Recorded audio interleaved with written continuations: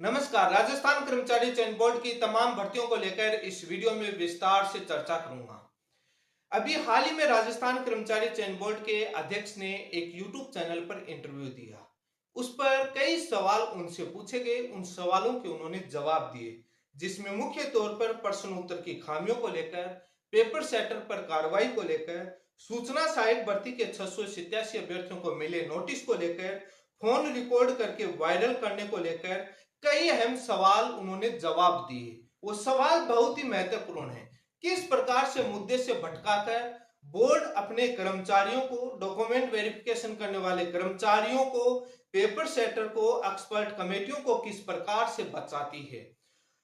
Paper setter, expert committee अधिकारी वो तो नादान बच्चे, लेकिन परीक्षा देने वाले परीक्षार्थी नादान बच्चे नहीं। यदि ई मित्र पर हुई गलती तो वो परीक्षार्थी की जिम्मेदारी, वो कोई मानवीय गलती नहीं, वो गलती स्वीकार नहीं।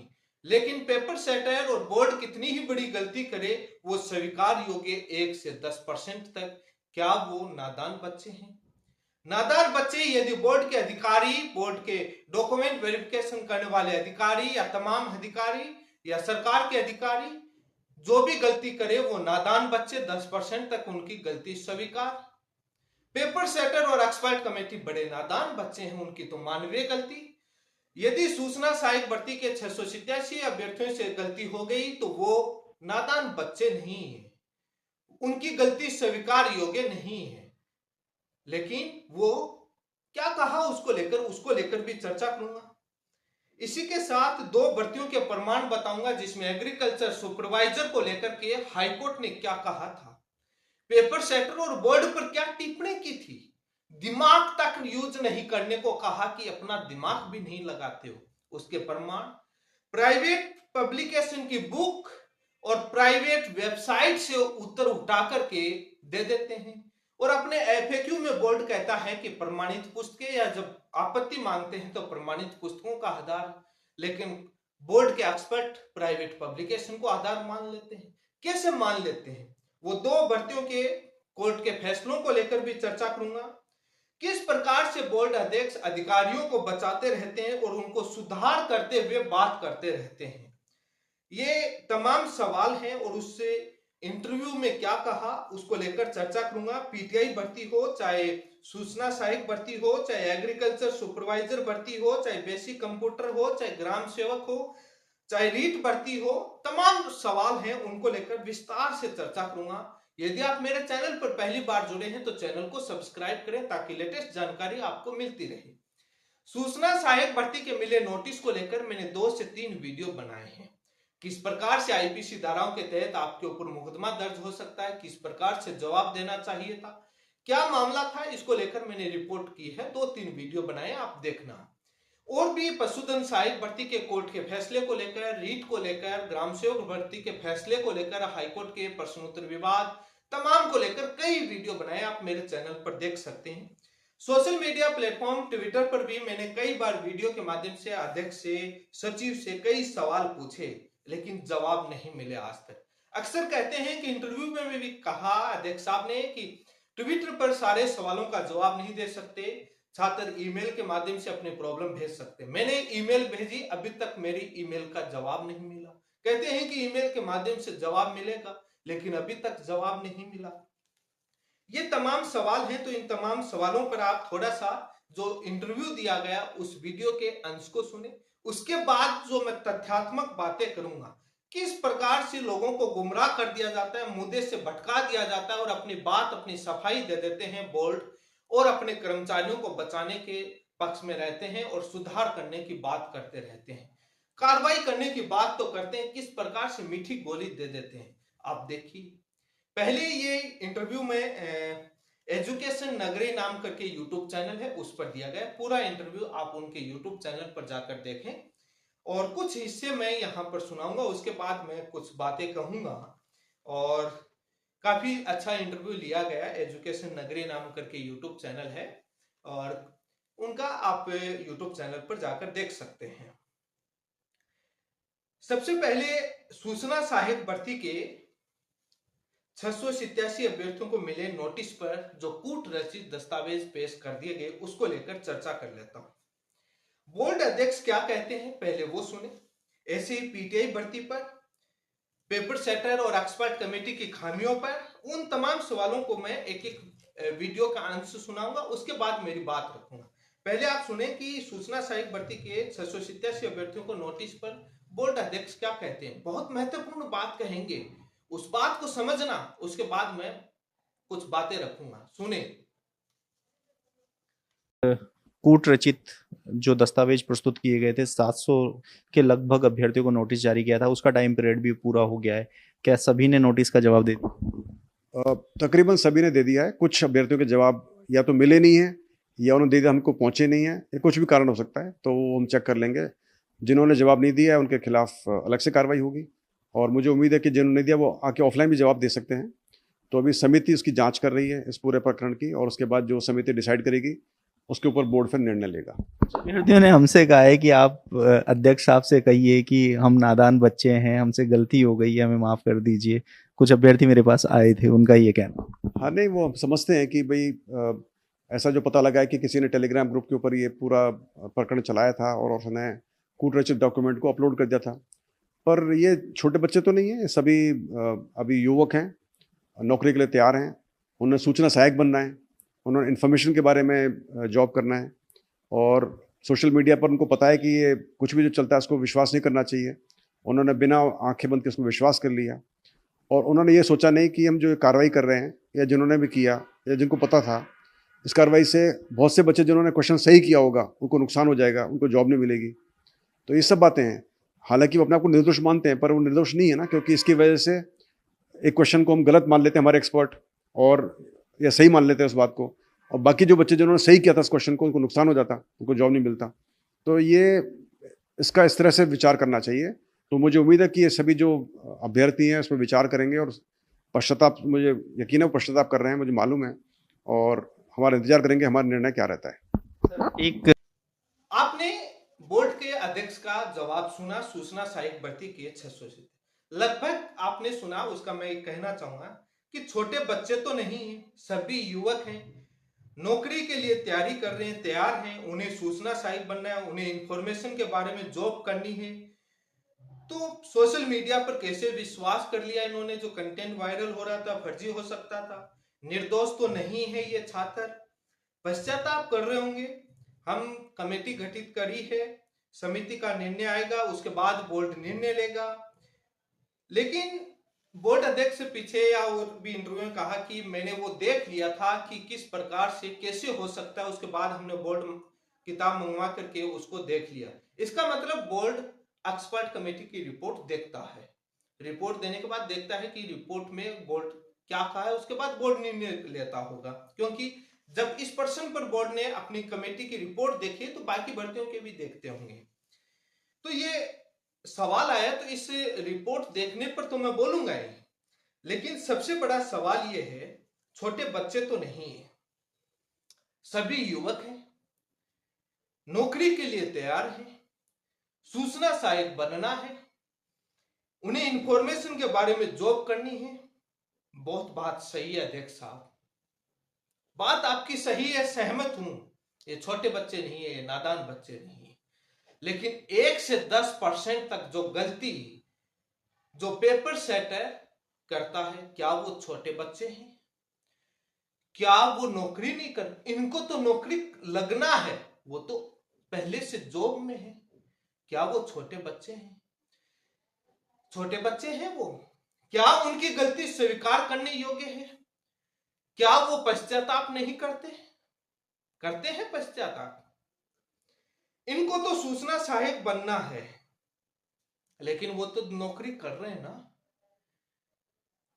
यदि इसका मतलब ये छोटे बच्चे नहीं है, ये नादान बच्चे नहीं है, और ये निर्दोष नहीं हो सकते, इन्होंने कैसे विश्वास कर लिया, इसके लिए इनके ऊपर आप कार्रवाई करने जा रहे हैं, और आप उन पेपर सेटर और एक्सपर्ट कमेटियों पर कार्रवाई नहीं करते, तो इसका मतलब वो छोटे बच्चे और नादान बच्चे हैं, उनको आप माफ कर देते हैं, उन पर कार्रवाई नहीं करते, वो निर्दोष हैं। बड़ा कमाल का सवाल है।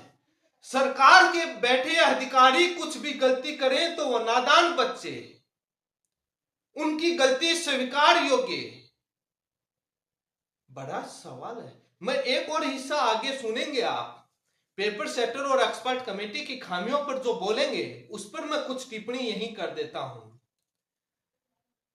यदि पेपर सेटर एक्सपर्ट कमेटी गलती करे तो मानवीय गलती, ह्यूमन मिस्टेक हो जाती है, और छात्र गलती करे वो मानवीय गलती नहीं। वाह अध्यक्ष साहब, मान गए। सरकार में बैठे अधिकारी गलती करें तो मानवीय गलती नहीं, मानवीय गलती है वो छोटे बच्चे हैं, नादान बच्चे हैं, हो जा, हम उसमें सुधार कर लेंगे। अरे ये छात्र सुधार नहीं कर सकते क्या अध्यक्ष साहब? इनको तो मौका दीजिए। आप हर बार उस गलतियों को स्वीकार करते हुए कहते हैं कि हम सुधार कर रहे हैं, तो सुधार के नाम पर उन अधिकारियों को बचाते हैं, उन पेपर सेटर एक्सपर्ट कमेटियों को बचाते हैं, तो इन छात्रों को क्यों नहीं बचाने का प्रयास करते? इन पर सीधी एफआईआर की सीधी कार्रवाई का आप इनको सख्त रवैये में नजर आते हैं। इतना सख्त रवैया उन एक्सपर्ट कमेटी पेपर सेटरों पर आता तो आज ये देखने नहीं मिलते, लाखों रुपए कोर्टों में खर्च नहीं होते। ये सवाल इसलिए पूछ रहा हूं कि आपके शासन में, आपके पीरियड में पशुधन सहायक भर्ती के अंदर सुप्रीम कोर्ट में याचिकाएं लगाई गई और वो आपने क्या फैसले नहीं पढ़े? कैसे तानाशाही देखी, उन छात्रों के लाखों रुपए लगे हैं, दुनिया ने देख। एक बार उस हाईकोर्ट के फैसले को पढ़ करके कभी ट्वीट करेंगे अध्यक्ष और सचिव साहब? ये सवाल कड़े शब्दों में पूछ रहा हूं, उस हिस्से को जिसको कोर्ट ने फटकार लगाई थी। कभी नहीं करेंगे। वो मानवीय गलती है, वो छोटे बच्चे हैं, वो नादान बच्चे हैं, सुधार कर रहे हैं। बड़ा एक सरकारी जवाब होता है जिसमें सुधार के नाम पर, गलती के नाम पर सरकार बचकर निकल जाती है। छात्र कहां जाएं? क्योंकि आपके पास पावर है। रीट 2018 में माध्यमिक शिक्षा बोर्ड ने, सरकार ने गलत एफिडेविट पेश कर दिया था और उसके बाद उसकी सच्चाई पकड़ी गई तो अनकंडीशनल अपोलॉजी मांगकर, गलती मानकर और माफी मांग ली और सरकार की गलती माफ हो गई। कितनी बड़ी बात है। सरकार कहीं भी गलती करे, कोर्ट में भी कहीं भी झूठ पेश कर दे। कितने ही देश के मामले बताऊं जहां पर झूठे दस्तावेज पेश हो जाते हैं, उसके बाद एफिडेविट होते हैं, माफी मांगकर, अनकंडीशनल अपोलॉजी मांगकर अधिकारी बचकर निकल जाते हैं, उनकी गलतियां माफ हो जाती हैं। इन बेरोजगारों की गलतियां कभी माफ नहीं होती हैं। अध्यक्ष साहब, ये नादान बच्चे नहीं हैं सूचना सहायक के, ये सक्षम है, ये पढ़े लिखे हुए हैं, इसलिए आप इन पर कार्रवाई इतनी रहम अपने एक्सपर्ट कमेटी और पेपर सेटर पर क्यों कर रहे हैं? पेपर सेटर और एक्सपर्ट कमेटी पर मैं सुनाऊंगा तब और इस पर कुछ चर्चाएं करूंगा मैं। अब आप सभी एक बात और सुनिएगा। एक्सपर्ट कमेटी और पेपर सेटर की खामियों पर अध्यक्ष साहब क्या बोल रहे हैं? जब पत्रकार महोदय ने सवाल पूछा, एक बार वो सुने क्या कह रहे हैं। पेपर सेटर हैं, उनके खिलाफ भी कोई कार्रवाई? क्योंकि आज तक कभी इतिहास में ये देखने को नहीं मिला है कि जो प्रश्न विवादित रहा है, डिलीट हुआ है, पेपर सेटर के खिलाफ कोई कार्रवाई हुई है। क्या भविष्य में ऐसा कोई प्लान देख सकता है कि ताकि अभ्यर्थियों को संतुष्ट किया जा सके कि आपका पेपर सही बनेगा? इसके दो पहलू हैं। पहला पहलू तो ये कि क्वेश्चन डिलीट क्यों होता है। तो जो क्वेश्चन बनाने वाले होते हैं वो एक्सपर्ट्स होते हैं, चाहे वो हिंदी के प्रोफेसर हों, चाहे वो इंग्लिश के प्रोफेसर हों। और जब क्वेश्चन बनता है उस क्वेश्चन को फिर चेक करने वाले भी दूसरे प्रोफेसर होते हैं।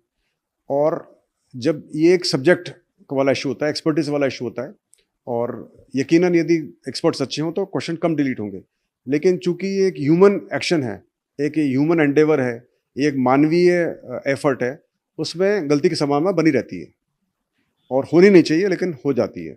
और ये सिर्फ कर्मचारी चयन बोर्ड का नहीं, राजस्थान आरपीएससी के क्वेश्चन डिलीट होते हैं, यूपीएससी के क्वेश्चन डिलीट होते हैं, बाकी सभी जो स्टेट पब्लिक सर्विस कमीशन है, दूसरे बोर्ड में क्वेश्चन डिलीट होते हैं। तो होने नहीं चाहिए पर हो जाते हैं, क्योंकि ये जैसे मैंने पहले भी एक बार बताया कि इसमें हमारे जो बुनियादी उसूल है हमारा, वो है सीक्रेसी ओवर एक्यूरेसी। यदि इसी क्वेश्चन को हम बहुत लोगों से चेक कराएंगे, मोर देन 1 और 3 और 4 सेट से चेक कराएंगे, तो यकीनन वो हम गलती पकड़ सकते हैं और क्वेश्चन सही आएगा। लेकिन उस हालत के अंदर वो क्वेश्चन बहुत जनों को पता होगा कि ये क्वेश्चन पूछा जा रहा है, तो उसमें एक्यूरेसी जो वो तो ठीक हो जाएगी, लेकिन जो सीक्रेसी है उसका वो बलिदान हो जाएगा। तो इसी वजह से कुछ लेवल तक हम चाहते हैं कि इसकी एक्यूरेसी हो जाए और फिर सीक्रेसी बनी रहे। इसी के चलते कई बार ऐसी गलतियां हो जाती हैं। ये तो पहली बात। दूसरी बात, एक्शन उनके खिलाफ ले सकते हैं, लेना भी चाहिए और लिया भी जाता है, लेकिन वो कौन होते हैं और क्या एक्शन लिया गया है, ये सब बहुत ही कॉन्फिडेंशियल होता है और उसके बारे में चैनल पर बात करना या आम लोगों से बात करना उचित नहीं है। लेकिन आपको मैं आपके चैनल के माध्यम क्वेश्चन डिलीट और पेपर सेटर पर आपने सभी ने बयान सुना, क्या कह रहे हैं? पेपर सेटर पर कार्रवाई को लेकर के और इतिहास में कोई कार्रवाई नहीं हुई, अध्यक्ष साहब सचिव पत्रकार महोदय ने बोला। तो इस पर अध्यक्ष साहब कह रहे हैं कि ह्यूमन मानवीय एफर्ट और गलतियां की संभावनाएं रहती हैं, हो जाती हैं। यूपीएससी आरपीएससी बाकी स्टेट का भी गलतियां गिनाना शुरू कर देते हैं, हम कोई अकेले कर रहे हैं या वो कर रहा वो कर रहा वो। अरे अध्यक्ष साहब, यूपीएससी के बताइए कितनी भर्तियां कोर्ट में 5-5 साल तक अटकती हैं, 10-10% डिलीट होते हैं क्या और कोर्ट में अटकती हैं क्या? आपने यूपीएससी का तो नाम तो ले दिया, नीट और आईआईटी जेई केट जैसी एमबीए के एडमिशन की गिनाइए ना कितनी। वैसे इनडायरेक्ट तौर पर स्वीकार तो कर ले गए कि एक्सपर्ट अच्छे होते हैं तो गलतियां कम होती हैं। यही तो मैंने कई वीडियो के माध्यम से सवाल उठाया था, क्वालिटी एक्सपर्ट की अच्छी नहीं है। किस प्रकार से आप एक्सपर्ट का चयन करते हैं, क्या मैकेनिज्म है, हमारे समझ से बाहर है। वो तो बोर्ड जाने, गोपनीय हिस्सा है उनका। कि इतने लाखों प्रोफेसर, हजारों लेक्चरर हैं, कैसे अच्छे एक्सपर्ट चूज करते होंगे? क्या रेफरेंस रहता होगा, क्या क्राइटेरिया रहता होगा? क्या कोई जुगाड़ या रेफरेंस से बनाते हो या कोई कमेटी, सर्च कमेटी गठित होती है वो ढूंढ कर लाती है? किस ट्रैक रिकॉर्ड पर? तभी तो ये क्वालिटी के नहीं मिल रहे, सारी भर्तियां कोर्ट में उलझ रही हैं।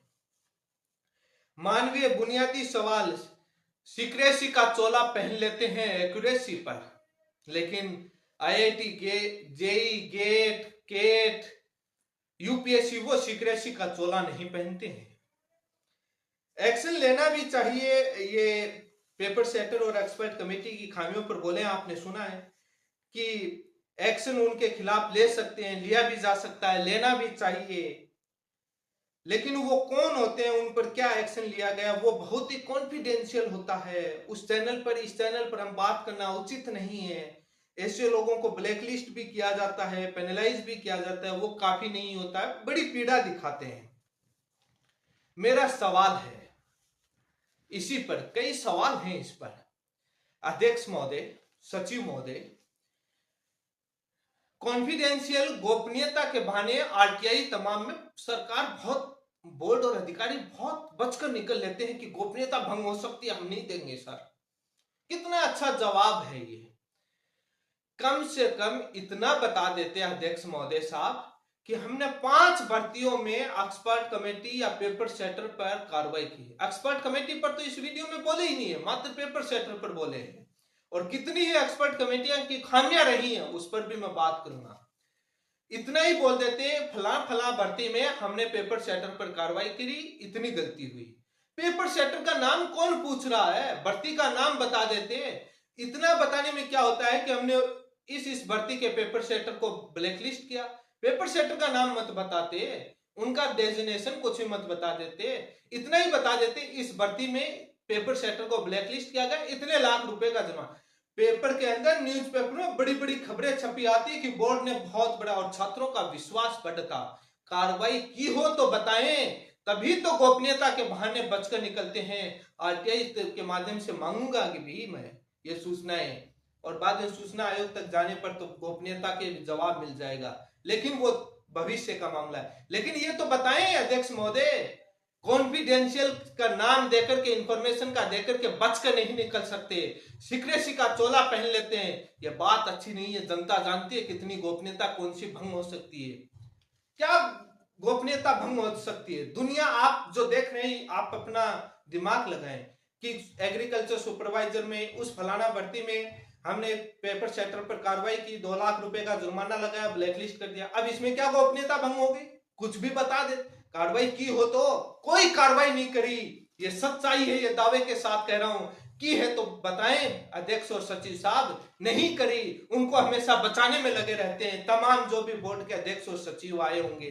अभी तो आप आए हैं, देखते हैं कितनी कार्रवाई कर पाते हैं। लेकिन गोपनीयता का बहाना देकर के कैसे बचा लेते हैं, कौन सी पेनल्टी कितनी लगाई, ये काम किए हुए होते तो भर्तियां कोर्ट में नहीं अटकती। सबसे बड़ा सवाल यही अटका हुआ है। ये पेपर सेटर और एक्सपर्ट कमेटियों पर भी बात करूंगा, किस प्रकार से ये नादान बच्चे बन जाते हैं। एक नौकरी लगने वाले को निर्दोष नहीं है, लेकिन कार्रवाई करेंगे सबक सिखाने के लिए। अरे अध्यक्ष महोदय, जो नौकरी कर रहे हैं अनुभवी लोग बैठे हैं, उनको तो शर्म आनी चाहिए, उन पर कार्रवाई होनी चाहिए। जब आप इतना कह रहे हैं कि 1% से गलत सबूत की वजह से कितना छात्रों का हित होता है, उन एक्सपर्ट कमेटी और पेपर सेटर के 1% के गलत निर्णय की वजह से कितने छात्रों का भविष्य बर्बाद होता है। पशुधन सहायक और बेसिक कंप्यूटर अनुदेशक में देखा है आपने, उसमें नहीं होता। उसमें आपने क्या कार्रवाई, आपका राज है। बेसिक कंप्यूटर अनुदेशक वाला जो पर्सन चेंज हुआ और पशुधन सहायक वाला, उनको कीजिए ना, ब्लैक लिस्ट लगाइए ना 5-10 लाख रुपए, और जो छात्रों ने कोर्ट में केस लड़ा उनको उसको जुर्माने का मुआवजा दीजिए ना। क्यों नहीं देते अध्यक्ष साहब? वो तो नादान बच्चे हैं, उनको बचाएंगे। वो नादान बच्चे हैं, मानवीय गलती हो जाती है, भूल हो जाती है। छात्रों को कैसे बचा लें? ये तानाशाही है ताकि आगे बोर्ड में आपत्तियां ही नहीं लगे। खेल ही खत्म कर दो इतने कि ताकि आपत्तियां ही नहीं लगे, कोचिंग आगे ही नहीं आएंगी। दमनकारी नीति अध्यक्ष साहब आर्मी में चलती होगी। अनुशासन के नाम पर यहाँ युवा अपनी आवाज उठा सकता है। आर्टिकल 19 बोलने की आजादी देता है, आलोचना कर सकता है, आवाज उठाएगा, सड़कों पर निकल जाएगा। धीरे धीरे सारी रिपोर्टें भी पब्लिश करनी पड़ेंगी। गोपनीयता के नाम पर, कॉन्फिडेंशियल इंफॉर्मेशन के नाम पर बचकर नहीं रह सकते। धीरे धीरे जनता जागरूक हो रही है। अब मैं बात करूंगा पीटीआई भर्ती में डॉक्यूमेंट वेरिफिकेशन में काफी खराबी थी, इंप्रूव करने का फैसला लिया। पहले कुछ कारण रहे होंगे, आपने कह दिया अच्छे से नहीं कर पाएंगे। डमी पर भी बोले, फर्जी डिग्री जांच पर तो आप खास तर नहीं बोले। ई मित्र की गलती पर बोले कि आवेदनों में त्रुटियां रह जाती हैं, आवेदन पर हस्ताक्षर करते हैं छात्र, ऐसा नहीं है, ऐसा बोल नहीं सकते कि वो गलती हो गई। ये तमाम है, आप पहले वो सुने वो क्या कह रहे हैं, उसके बाद मैं बोलूंगा। तो डॉक्यूमेंट वेरिफिकेशन एक बहुत ही महत्वपूर्ण एक्सरसाइज है जो कि हम बहुत अच्छे तरीके से करना चाहते हैं। उसमें जो मैंने जब आया था, मैंने ज्वाइन किया था, मैंने उस समय डॉक्यूमेंट वेरिफिकेशन चल रहा था, रीट लेवल 1 लेवल 2 का। तो मैंने कुछ उसमें ऐसी खामियां महसूस की थी, और जब हमने पीटीआई भर्ती के अंदर जांच की तो मुझे लगा कि हमारी जो डॉक्यूमेंट वेरिफिकेशन एक्सरसाइज थी वो काफ़ी ख़राब हुई थी और उसमें बहुत गुंजाइश है इम्प्रूव करने की। तो इन सब बातों के मद्देनज़र हमने डॉक्यूमेंट वेरिफिकेशन एक्सरसाइज को भी इम्प्रूव करने का फैसला लिया है। और मुझे उम्मीद है उसके, जैसे आमतौर पर युवा बोलते हैं कि साहब मैंने गलती नहीं की, ये गलती ई मित्र ने कर दी है, लेकिन सभी युवा जो अभ्यर्थी आवेदक होता है वो एप्लीकेशन पर साइन भी करता है कि जो डिटेल्स दी गई है वो सही है। यानी कि वो ऐसा नहीं बोल सकता कि ई मित्र ने गलती की है। उसके बावजूद भी हम यदि ऐसा कुछ छोटा मोटा कोई त्रुटि होगी उसके रोल नंबर की या किसी की, तो हम उसको चेक कराएंगे और उसके बाद इसको आगे जाने देंगे। तो हम चाहते, आपने सभी ने सुना। पहले अध्यक्ष साहब आप ई मित्र का दौरा कीजिए जब भर्ती आती है, किस प्रकार से लाइन लगी रहती है और वो किस प्रकार से फॉर्म भरते हैं, छात्र को कितना बताते हैं उनकी टेबल और छात्र कहाँ बैठता है, ई मित्र वाला कहाँ बैठता है और कितना दिखाते हैं और कितनी लाइन लगी रहती है, भीड़ रहती है। एक बार आप फिजिकल दौरा कीजिए, आपको पता लग जाएगा। ई मित्र पर गलती होती है, छात्र साइन करता है, साइन तो ऑनलाइन अपलोड करता है, वो पेन ड्राइव में या जीमेल से स्कैन करके अपलोड करता है ई मित्र वाला। कौन सा फिजिकल रूप से प्रिंट आउट के बाद साइन करके आपकी बोर्ड के ऑफिस में फॉर्म भेजता है अध्यक्ष साहब, साइन करता है, वो मालूम है। वो फॉर्म ऑनलाइन का आपका बोर्ड को अकेला साइन नहीं करवाता है, पूरे भारत की सारी एजेंसियां साइन करवाती हैं, फोटो अपलोड करवाती हैं, डिक्लेरेशन भी होता है उसके अंदर, वो ई मित्र वाला ही टिक करता है। एक बार ई मित्र पर जाकर के वो बनने का प्रोसेस समझिए, उसके बाद आप नहीं बोले। और कोर्ट में गया है कई बार ई मित्र की गलती वाला मामला, कोर्ट ने सुधारने का छात्रों को राहत दिया अध्यक्ष साहब, और आपके राज में कई आदेश आए होंगे। हाँ, फर्जी मामलों में होता है, इस बात से इनकार नहीं कर सकते। फर्जी डिग्रियां पहले किसी से लाते हैं, उस यूनिवर्सिटी से नहीं मिलता है, बाद में वो बदलाव होता है, वो बातें सारी चीजें सही हैं, लेकिन वो देखने वाली बात है, आप सीधा उससे वो नहीं कर सकते, मामले को देख करके वो लेने वाली बात है। लेकिन पीटीआई भर्ती में आप देख रहे हैं 2200 से ज्यादा डिग्रियां फर्जी आ रही हैं। उस समय की जो डॉक्यूमेंट वेरिफिकेशन करने वाली, जांच करने वाली टीम क्या नादान बच्चे थे? क्या वो मानवीय गलती थी? उन पर एफआईआर करवाएंगे? कुछ कारण रहे होंगे, बचा लिया पुराने अध्यक्ष को और पुराने अधिकारियों को, पुराने सचिवों को, ये बहाना देकर। कितना अच्छा जवाब है। उनको तो सूचना के लिए अधिकारी नहीं बनना था ना, पहले से नौकरी कर रहे थे ना। ये मैं बता देता हूं, बेरोजगारों का तो धंधा था, बेरोजगारों का अपने बिजनेस चलाने का, नेताओं का। ये लीक कैसे होता था? जो खबर आई है कि दलालों ने डिग्रियां भी सत्यापित करवा दी, वो कैसे हुई अध्यक्ष साहब? जब भी बोर्ड या निदेशालय से लेटर जारी होता था कि डॉक्यूमेंट वेरिफिकेशन के लिए, यूनिवर्सिटियों से जांच करने के लिए डिग्री के लिए टीम गठित हुई है, वो टीम का लेटर वायरल हो जाता था कि कौन कौन सदस्य जा रहा है, वो किस डेजिग्नेशन पर है। वो कॉन्फिडेंशियल नहीं होती थी, कौन करता था वो जांच का विषय। इसलिए वो जो दलाल होते थे ना, जो डिग्रियां लेके आते थे, दलालों को बोल देते थे कि ये जा रहे हैं साहब, वो उनसे मिल लेते थे। वो जांच का विषय नहीं करोगे, नीचे वालों को पकड़ लोगे, उन अधिकारियों को बचा लोगे जो जांच करने गए थे कि उन्होंने क्या मिली भगत, कितना पैसा लेकर के और उसको वेरीफाई करके वहां करवा दिया। क्या करना था? जो यूनिवर्सिटी एनसीटी से अप्रूव नहीं है, तमाम यूजीसी से अप्रूव नहीं है, या तमाम बीसीआई या किसी से भी अप्रूवल होना चाहिए, वो अप्रूवल नहीं है, उसकी डिग्री यूनिवर्सिटी से कैसे वेरीफाई होगी? आपको ये तो आपके रिकॉर्ड पर है। आप आजकल डिजिटल का जमाना है, आपका एक बाबू भी देख सकता है एनसीटी की वेबसाइट खोल करके कौन कौन सी कॉलेज यूनिवर्सिटी को अप्रूवल है, कितनी सीटों पर है। बिना अप्रूवल वाली एनसीटी वाली डिग्रियां कैसे वेरीफाई होगी? वो तो यूनिवर्सिटी से तो होगी, लेकिन आपने अप्रूवल देखा क्या, एफिलिएशन लेटर देखा क्या? वो तो आप ऑनलाइन भी देख सकते हैं अध्यक्ष साहब। उनको तो लेकिन मानवीय गलती कहकर बचा लेंगे आप, कारण रहे होंगे, लेकिन उन छात्रों पर कार्रवाई करेंगे एक एक गलती वालों पर, बड़े ही एक्शन और स्ट्रिक्ट महोदय के रूप में आएंगे नजर। उन पर भी आइए, लेटर लिखिए कि वो जो जांच करने वाली टीम की तो कहीं गलती नहीं है, उन्होंने कितने लाखों रुपए कमाए होंगे। वो बेरोजगार नेताओं ने तो इसीलिए तो वो दबाव बनाया था कि जांच ना हो और मिली भगत हो जाए, लेटर आ जाते और ज्वाइनिंग दे दी। उन अधिकारियों की गलती नहीं है, कुछ पॉइंट और मार्क्स की वजह से जो नौकरियों से वंचित रह गए, क्या वहां वेटिंग लिस्ट आएगी? उनका भविष्य बर्बाद हो गया कितनों का ही। हर जगह अधिकारियों को बचाएंगे, कर्मचारियों को बचाएंगे, उनके हितैषी रहेंगे, पॉपुलरिटी के लिए, छात्रों पर कार्रवाई के लिए तमाम मुद्दे उठाते रहे। उनकी गलती स्वीकार नहीं, वो हर जगह साइन करते हैं। क्या डॉक्यूमेंट वेरिफिकेशन वालों ने डिग्री वेरीफाई करवा के लेके आए, वहां पर अपने साइन नहीं किए? हाँ, हम सत्यापित करवा ले। ई मित्र वाले में तो फॉर्म भरते हुए उन छात्रों ने साइन किए, उन्होंने नहीं किए क्या अध्यक्ष साहब, सचिव साहब? हर जगह उनको बचाने में क्यों लगे रहते हैं? पीटीआई और तमाम भर्तियों में जो फर्जी सर्टिफिकेट डिग्री वालों पर, जो वेरिफिकेशन करने वाली टीम थी, उनको भी नौकरी से सस्पेंड कीजिए, कार्रवाई कीजिए, एसओजी को भेजिए कि इन्होंने जांच कैसे कर ली, सत्यापित कैसे कर ली, दलालों से कैसे इनकी मिली भगत हुई, यूनिवर्सिटी से हुई या इन दलालों, जो जांच करने वाली टीम की भी दलालों से कोई मिली भगत का मिलाप हुआ था, जो वहां जाकर के सेटलमेंट करके आगे और आपको वेरीफाई करके दे दी। कमियां रहती हैं, सुधार के लिए जरूरी है, इस बात से इनकार नहीं कर सकते। ईमेल के जरिए कितने सवाल पूछते हैं, कितने सवालों के जवाब देते हैं, सभी को मालूम है। एक्सपर्ट कमेटी की खामियों को लेकर चर्चा करता हूं। पशुधन सहायक भर्ती में एक्सपर्ट कमेटी की खामियां, 2 एक्सपर्ट के नाम भी दिए हुए, कोर्ट ने कितनी बड़ी फटकार लगाई। एग्रीकल्चर सुपरवाइजर भर्ती 2019, एक्सपर्ट कमेटी की खामियां।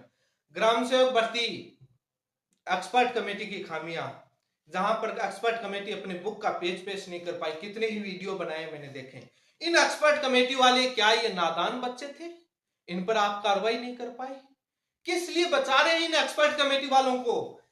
ये मानवीय गलती है इनकी। 3 या 2 या 3 आप एक्सपर्ट कमेटी के मेंबर बैठाते हैं, अरे एक मेंबर से हो जाए, 3 मेंबर से नादान बच्चे समझ करके आप इनके मानवीय गलती को लेकर के आप इनको बोलेंगे। और इसका मतलब आपने ये उस सूचना सहायक में कहा कि रिपोर्ट देखता है बोर्ड रिपोर्ट देखता है, तो एग्रीकल्चर, पशुधन सहायक, ग्राम सेवक, बेसिक कंप्यूटर अनुदेश, इन भर्तियों में तो एक्सपर्ट कमेटी रिपोर्ट देखी है, और वहां पर कैसे तानाशाही रहा? वहां पर नहीं देखा कि पशुधन सहायक भर्ती में बोर्ड कमेटी क्या निर्णय ले रही है, बोर्ड उस निर्णय को एक्सेप्ट कर रहा है। एग्रीकल्चर सुपरवाइजर में नहीं देखा, ग्राम सेवक में नहीं देखा, बेसिक कंप्यूटर में नहीं देखा। एक गलती क्या मिल जाए बस हावी। वो गलती थी उन छात्रों की, सोशल मीडिया पर कोई भी भरोसा कर लेता है, गलती हो जाती है। जिसने कूट रचित बनाया वो था, लेकिन आपका जांचने का अधिकार था आपकी कमेटी का। वो कमेटी जांचने में विफल रही। क्या होता है कि आप अपने सबूत दीजिए, आप अपने सबूत दीजिए, वो सबूतों को जांचेंगे। वो सबूतों का जांचने का मतलब ये हुआ कि वो अपने देखेंगे, ओरिजिनल रिकॉर्ड से मैच करेंगे। खारिज करना वो काम था। इसको गलत वे में लेकर के आप इंटरप्रेट कर रहे हैं ना, वो दुनिया समझ रही है कि दमनकारी नीति है ताकि आपत्तियां ही ना लगे, ये खेल ही खत्म कर दो। फोन रिकॉर्ड वायरल पर ऐसी आपने फोन रिकॉर्ड पर कौन सी गोपनीय सूचनाएं देते हो जिससे बोर्ड की गोपनीयता भंग होती है, जिससे रिकॉर्ड वायरल? आप एफएक्यू जारी करते हैं, वैसा ही एफएक्यू किसी ने फोन रिकॉर्ड पर पूछ लिया एक सवाल, उसको वायरल कर दिया, तो कौन सी उसमें गोपनीयता भंग होगी? तमाम नेताओं के अधिकारियों से बात होते हैं, वहां पर उनकी तानाशाही होती है और उसके बाद वो सोशल मीडिया पर वायरल होते हैं। कभी नहीं देखा कि थानेदार या तमाम लोग जगह देखते हैं कि विधायक साहब ने, मंत्री साहब ने फोन किया और अधिकारी से वो हुई और रिकॉर्डिंग वायरल होती है। वहां तो कोई केस या एफआईआर नहीं होती। आप कॉन्फिडेंशियल इंफॉर्मेशन देते ही क्यों है? और मुझे तो नहीं लगता कोई कॉन्फिडेंशियल इंफॉर्मेशन आप ऐसी देते होंगे। वो अभ्यर्थी ने फोन पर आपसे एफएक्यू पूछा है, उसने समस्या पूछी, हो सकता है कि वो 10 जनों की ओर हो, आपको 10 जनों का कॉल नहीं आएगा, उससे उनको सारों को जवाब मिल जाएगा, उस भर्ती का मिल जाएगा। लेकिन हो सकता है वो, मैं उस ऑडियो पर बात नहीं कर रहा, मैं एक सामान्य बात कर रहा हूं। उस ऑडियो में क्या बोला मैंने सुना नहीं, मैं एक सामान्य बात कर रहा हूं। ऐसे फोन रिकॉर्ड करके वायरल करने पर सरकार के अधिकारियों के बहुत बड़े एविडेंस के रूप में यूज लिए जाते हैं कोर्ट में और तमाम जगह। मना कर देते हैं अधिकारी, हमने ऐसा नहीं कहा, और वहां बात करते हैं कि क्या हुआ था, भ्रष्टाचार का मामला हो, वहां पर फोन रिकॉर्ड ही करके वायरल किए जाते हैं और एसीपी के सामने वही लेके जाते हैं। देख साहब, जब रिश्वत मांगते हैं फोन पर रिकॉर्ड करके लेके जाते हैं, फोन पर बात हुई, एसीपी को देते हैं, देखिए अधिकारी, और वही अधिकारी कहते हैं कि आपने मेरा रिकॉर्ड कैसे कर लिया। बड़ा कमाल का जवाब देते हैं। हर जगह सेटल नहीं होता है, बहुत लॉजिक और उसके फैक्ट और ग्राउंड कॉन्सेप्ट अलग अलग तथ्य के आधार पर जवाब बनते हैं। क्या ये बचने का तरीका नहीं है कॉन्फिडेंशियल बता करके आप बात को? पेपर सेटर पर कार्रवाई बात कर रहे हैं, कितनी क्या पेनल्टी बताओ तो शुरू। एक्सपर्ट कमेटी पर तो बिल्कुल ही मौन हो जाते हैं। देख साहब, आप सचिव साहब, छात्रों की एक गलती स्वीकार योग्य नहीं, छात्र बच्चे नहीं, बोर्ड और एक्सपर्ट कमेटी और अधिकारी और पेपर सेटर और वो सारे बच्चे हैं, उन पर कोई एफआईआर नहीं होगी। डीवी करने वाले अधिकारियों पर फॉर्मेलिटी करी, कोई एफआईआर नहीं, कोई कार्रवाई नहीं, वो मानवीय गलती स्वीकार है, हम सुधार कर लेंगे, छात्रों को सुधार करने का मौका नहीं देंगे, हम तो उन पर कार्रवाई करते ही रहेंगे। बड़ा कमाल का है। अब अध्यक्ष साहब बात कर लेते हैं प्राइवेट पब्लिकेशन बुक और प्राइवेट वेबसाइट पर। सवाल बड़ा आसान है। बोर्ड एफएक्यू जारी करता है, उसमें कहता है कि प्राइवेट पब्लिकेशन की बुकें ऑथेंटिक बुकें होनी चाहिए। जब भी आपत्ति मांगता है बोर्ड हो या आरपीसी हो, तमाम ऑथेंटिक बुक का आधार देते हैं, जिसमें एनसीईआरटी, सीबीएसई बोर्ड की और तमाम बुकों का आधार लिखते हैं। लेकिन बोर्ड की एक्सपर्ट कमेटी क्या करती है, जहां पर आप गोपनीयता का बहाना देकर के दबा करके रखते हैं, क्योंकि वहां पर चरित्र सामने आ जाता है। कई बार कोर्ट में रिप्लाई देते हैं, वहां से आ जाता है। प्राइवेट वेबसाइट और प्राइवेट पब्लिकेशन में क्या त्रुटियां नहीं होती है उनके मटेरियल में, और वो तो साफ लिखते हैं हमारे त्रुटि होगी तो प्रकाशन कोई जिम्मेदार नहीं होगा। और उस त्रुटि की वजह से एक्सपर्ट कुछ भी मान लेता है, बाद में कितने छात्रों की जिंदगी बर्बाद होती है। प्राइवेट वेबसाइट भी तो हर कोई बना सकता है, आजकल तो कोई भी बना सकता है। एक्सपर्ट कमेटी डॉक्टर राघव प्रकाश की हिंदी की बुक को एज ए एविडेंस के रूप में यूज करता है। क्या डॉक्टर राघव प्रकाश की शायद पीसीपी पब्लिकेशन की है, वो प्राइवेट पब्लिकेशन, क्या वो ऑथेंटिक बुक है, प्रमाणित बुक है? यदि वो प्राइवेट पब्लिकेशन ऑथेंटिक बुक है तो बाकी पब्लिकेशन भी बाद में बुक ऑथेंटिक होना चाहिए। एक्सपर्ट कमेटी उसको क्यों मानता है, ये सवाल है। आप नोटिस में क्यों लिखते हैं कि ऑथेंटिक बुक का ही रिकॉर्ड छात्र देंगे, तो एक्सपर्ट कमेटी पेपर सेटर के भी लिखा होना चाहिए। उनके लिए कोई गाइडलाइन जारी करते हैं, नहीं करते। वो आजाद हैं क्योंकि वो तो नादान बच्चे हैं, छात्र नादान बच्चे नहीं है। इनको नौकरी लगना है, क्यों वो लगने के बाद तो नादान बच्चे हो जाते हैं ना, उनकी गलतियां स्वीकार हो जाती हैं। हर गलती सुधार करने के चांसेस रहते हैं, यहाँ सुधार करने के चांसेस नहीं होते। और भी बताऊंगा, रीट के अंदर वेबसाइट पर प्राइवेट इन्वेंशन लैंड एजुकेशन करके प्राइवेट वेबसाइट है, कोई आउट ऑफ इंडिया में बनी हुई शायद, उससे उत्तर माना है एक्सपर्ट कमेटी ने। कितनी ही प्राइवेट वेबसाइट बता दूं, कोई बुक नहीं मिली ऑथेंटिक, ये ऑथेंटिक वेबसाइट है। प्राइवेट पब्लिकेशन से कोई वेबसाइट, कोई भी वेबसाइट बनाए रखेगा, कैसे उत्तर दे दिया? क्या सब रूल, सभी नियम छात्रों के लिए लागू हैं? Teaching of English theory and practice by AK publication, ये भी तो प्राइवेट है, बोर्ड ने मांगा है। आपकी स्क्रीन पर है सारे देखने। Teaching of English APH publication, ये भी कोई ऑथर की। Teaching of English theory and practice bye Kalpana publication Jaipur, ये भी तो प्राइवेट है। ये बोर्ड के एक्सपर्ट कैसे प्राइवेट पब्लिकेशन की बुकों के आधार पर अपना उत्तर दे रहे हैं, और छात्रों से क्यों ऑथेंटिक प्रमाणित पुस्तकों के आधार मानते हैं? छात्रों के प्राइवेट पब्लिकेशन के बुक के आधार को क्यों ठुकराते हैं, क्यों खारिज करते हैं आप? ये सवाल वाजिब बनता है, हक बनता है। ये छात्र नादान बच्चे नहीं है, ये आपके एक्सपर्ट होंगे नादान बच्चे। कमाल का है अध्यक्ष साहब, सचिव साहब। मुझे पता है जवाब नहीं देंगे, उनको बचाएंगे, उनको बचाएंगे आप, सुधार करने की बात कहेंगे। बाकी भर्तियों की एक्सपर्ट कमेटी की रिपोर्ट वेबसाइट पर डालो, दूध का दूध और पानी का पानी, कच्चा चिट्ठा खोल कर रख देंगे हम। जो ज्ञान देते हैं ना ऑथेंटिक बुक के आधार पर, पेपर सेटर और एक्सपर्ट कमेटी कितने ऑथेंटिक बुक। एक पेपर सेटर पर बोला कि अध्यक्ष साहब ने कहा कि पेपर कैसे बनता है, पहले एक एक्सपर्ट बनाता है, उसके बाद दूसरा एक्सपर्ट उसको जांचता है, जो भी कोई प्रोफेसर या लेक्चरर रहते होंगे, उसके बाद हम देख नहीं पाते सिक्रेसी और एक्यूरेसी और वो तमाम उन्होंने कहा। आरपीएससी का जब पेपर लीक का मामला सामने आया, उसमें जो आरपीएससी के मेंबर का मामला उस समय सामने आया कि उनके पास, कटारा के पास पेपर सेट होने के लिए आया था। जहां तक सुनते आए हैं बोर्ड का, तो पता नहीं कि 2-3 पेपर बनाते हैं, उसमें से बाद में एक पेपर बनाया जाता है, उसमें से सिलेक्ट किया जाता है, वो बोर्ड ही सिलेक्ट करता है, कोई सदस्य या अध्यक्ष जो भी होता होगा, उसमें से पर्सन या तो तीनों में से एक पेपर या तीनों में से पर्सन उठा लिए जाते हैं। ऐसे एक पेपर बनाएगा या जो भी है, लेकिन 2 रहते हैं, वो मानवीय गलती होती है क्या? 2 प्रोफेसर जब चेक कर लेते, मानवीय गलती होती है। एक सब्जेक्ट का पेपर 10 या 15-20% ही तो बनाता है, जो 20% ढंग से नहीं बना सकता है, उसको आप मानवीय गलती या वो वैसी गलती बता देते हैं, ये स्वीकार कर लेते हैं, सुधार करने की बात करते हैं। बड़े कमाल की बात है देख साहब, कैसे किस तरीके से बचाते हो।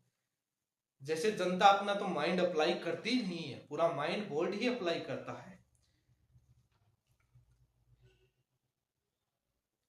इसी के साथ बोर्ड की एक भर्ती का जिक्र है, जिसमें एग्रीकल्चर सुपरवाइजर का राजस्थान हाईकोर्ट ने फैसला दिया। भर्ती 2019 का है। विनोद कुमार वर्सेस राजस्थान अधीनस्थ कर्मचारी चयन बोर्ड और state of Rajasthan. Single writ petition है 12077/2019 और कनेक्टेड मैटर्स। ये फैसला देने वाले जज थे अरुण बंसाली। ऑर्डर 3 जनवरी 2020 का है। मामला बहुत शानदार है। 2 प्रश्नों पर कोर्ट ने फैसला दिया, जहां पर नादान बच्चों का और नादान अधिकारियों का मानवीय गलती का पर्दाफाश देखिए, जहां पर बोर्ड उन एक्सपर्ट की रिपोर्ट देखता है, लेकिन इनको देखिए किस प्रकार से सुधार करेंगे। ये पहले के अध्यक्ष के कार्यकाल में है, प्रोसीजर तो सेम ही रहता होगा, लेकिन कार्रवाई तो अभी भी कर सकते हो। क्वेश्चन नंबर 17 है, गुलाब की छंटाई का समय पूछा गया गुलाब उगाने वाले क्षेत्र में। एग्रीकल्चर सुपरवाइजर भर्ती का मामला 2% का मामला है। कोर्ट बड़ी टिप्पणी करता है और बहुत अच्छे से बोर्ड को कहता है, वो सुनिएगा। ऑप्शन होते हैं 4, उसमें समय होता है अक्टूबर नवंबर, दिसंबर जनवरी, जुलाई अगस्त, नवंबर दिसंबर। बोर्ड कहता है कि इसका आंसर अक्टूबर नवंबर आपकी स्क्रीन पर है। कैंडिडेट जो एक्सपर्ट कमेटी बुक पेश करती है वही बुक लेकर जाते हैं, जहां पर 11वीं क्लास की बुक होती है कृषि विज्ञान की। उसमें वो अक्टूबर से लेकर जनवरी तक का पीरियड दिखाते हैं कि इतने महीने होते हैं गुलाब की छंटाई का समय। कोर्ट इस आंसर में मल्टीपल आंसर को राइट मानता है। बोर्ड कहता है नहीं, मल्टीपल आंसर नहीं है, ओनली अक्टूबर नवंबर है, अक्टूबर से जनवरी तक का नहीं है। कोर्ट ने साफ पूछा कि व्हाई नॉट ऑप्शन बी और डी राइट। बी में बी में दिसंबर से जनवरी और डी में नवंबर से दिसंबर, क्योंकि कृषि विज्ञान में लिखा था अक्टूबर से जनवरी तक का। तब कोर्ट ने कहा कि दिसंबर से जनवरी और नवंबर से दिसंबर वाला ऑप्शन क्यों सही नहीं है। बोर्ड जवाब दे। बोर्ड क्या जवाब दे, क्या एक्सपर्ट कमेटी जवाब दे? तो कोर्ट ने बाद में कहा कि इस पर्सन को डिलीट किया जाए। यहां पर ये गलती करने से कितने ही छात्रों की जिंदगी बर्बाद हुई होगी, कितना ही रुपया खर्च हुआ होगा। गलती सुधार कर लेंगे क्योंकि वो नादान बच्चे हैं, सीख रहे हैं। दूसरा प्रश्न आता है पिच पर नंबर 55, जहां पर देखिए एक्सपर्ट कमेटी का दिमाग और खेल देखिए। मक्का फसल का है। मक्का की 2 पंक्तियों के मध्य उड़द की या 2 पंक्तियां लगाना, उड़द की 1 या 2 पंक्तियां लगाना उदाहरण है। ये कौन सी फसल का है? बोर्ड ने इस प्रश्न को डिलीट कर दिया। पिटिशनर ने सहचर फसलों का इसका आंसर बताया। पिटिशनर वही 12वीं क्लास की कृषि विज्ञान माध्यमिक शिक्षा बोर्ड की किताब लेकर गया, जिसमें डायरेक्ट लिखा है जो क्वेश्चन में पूछा गया, जो आपकी स्क्रीन पर जो प्रश्न में पूछा गया ना, वैसी की वैसी लाइन उस बुक में छपी हुई है और ऑब्जेक्शन में भी लगा है। एक्सपर्ट कमेटी देखिए एससी पोडा की कोई बुक पेश करता है, बोर्ड की बुक नहीं मानेगा, कोई बुक लेकर जिसमें पैरेलल क्रॉपिंग समानांतर कृषि को राइट आंसर बताते हुए कहा कि ये चारों ऑप्शन में नहीं है, इसलिए इस प्रश्न को हमने डिलीट कर दिया। अब पिटिशनर ने कहा कि एक्सपर्ट कमेटी ने ये कहीं भी नहीं कहा कि सहचर फसल का ऑप्शन सही नहीं है, पैरेलल क्रॉपिंग आंसर सही होगा, वो ऑप्शन में नहीं है, लेकिन सहचर फसल भी तो सही है, ये बुक में लिखा है। इस पर एक्सपर्ट कमेटी अपना कोई ओपिनियन नहीं दे रही है। ये तमाम जब दलील सुनी गई, कोर्ट ने क्या कहा पता है? सुनिए, अध्यक्ष साहब कभी इसको ट्वीट करेंगे सचिव साहब? पुराने वाले बोर्ड की, पुराने सचिवों की उसकी कमेटी में रिपोर्ट दिखाता हूं। The action of authorities of the board in accepting the expert opinion without further application of mind, कि बोर्ड की अथॉरिटीज ने जो एक्सपर्ट कमेटी के ओपिनियन को जो एक्सेप्ट किया बिना दिमाग लगाए, विदाउट एप्लीकेशन ऑफ माइंड, इससे ज्यादा कोर्ट क्या कहेगा? पशुधन सहायक भर्ती का सारे लोगों ने देखा है, ये मैंने एग्रीकल्चर का बताया है। पशुधन सहायक भर्ती को लेकर मैंने 2-3 वीडियो बनाए, वहां पर जाकर आप देख लेना, इस वीडियो के डिस्क्रिप्शन में भी लिंक है। ग्राम सेवक भर्ती का दिखाया मैंने, ये एक नया और दिखा दी।